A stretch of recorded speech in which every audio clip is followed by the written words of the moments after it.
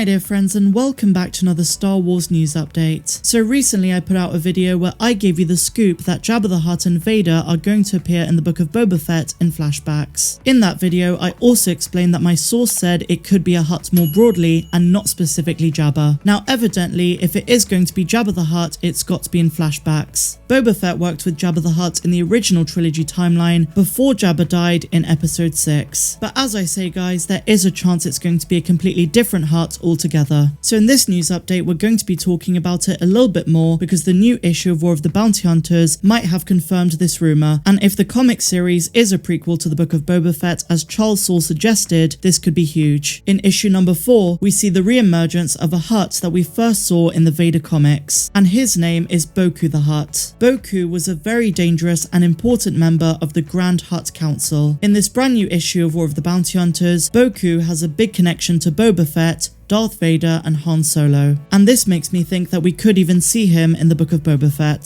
So let's talk about why Bokku the Hutt is so important and what role he plays in this comic. Jabba the Hutt is the most well-known Hutt in the Star Wars universe, but he's definitely not the only one. Charles Soule has just introduced a new Hutt called Bokku, whose aspirations might spell his own doom. The War of the Bounty Hunters series and multiple crossover comics has been telling the story of how Han Solo's carbonite frozen body made its way from Bespin all the way to Jabba's palace on Tatooine. It's been quite the journey so far, and most recently Jabba the Hutt purchased Solo during Crimson Dawn's auction, and then Darth Vader came in and claimed Solo as his own. In a smart move, Jabba bows to Vader's demands, but Bokku the Hutt is not happy. While Vader's minions are taking Han Solo away, Bokku the Hutt tries to convince Jabba to make a move. Jabba though is more concerned with his well-being than appearances, stating that the relationship of the Hutts to the Empire matters way more than just one prize, even if that prize is Han Solo.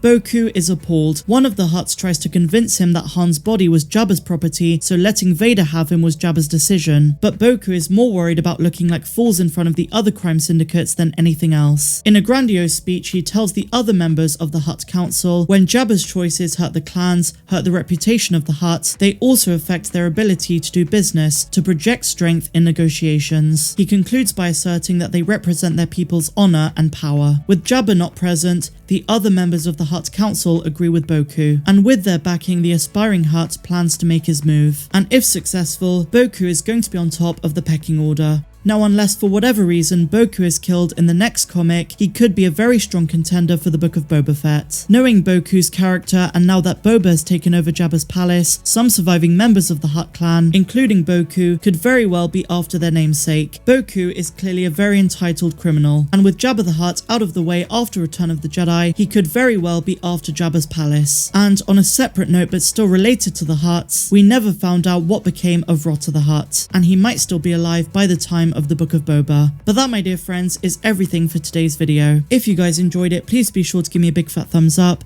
subscribe to the channel if you're brand new, and a huge welcome if you are. Otherwise, I'm Megan, also known as Star Wars Meg, and I'm wishing you a phenomenal rest of the day, no matter where you dwell in the galaxy. May the Force be with you, always.